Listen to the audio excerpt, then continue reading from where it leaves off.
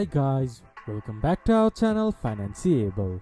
Today in this video I'm going to show you how to draw a trend line in MetaTrader 5. To do so, follow some simple steps with me.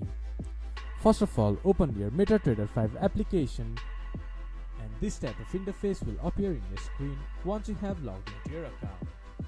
Then select the chart that you want to draw a trend line in.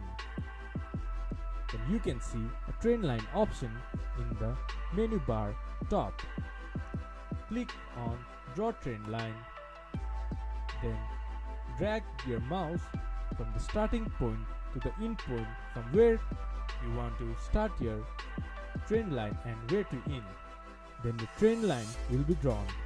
To delete your trend line, right click your mouse, then click to delete. This is how you can draw trend line and delete trend line in MetaTrader 5. This much for today's video. If you guys find our video helpful, please leave a like and comment. And do not forget to subscribe our channel and hit the bell icon.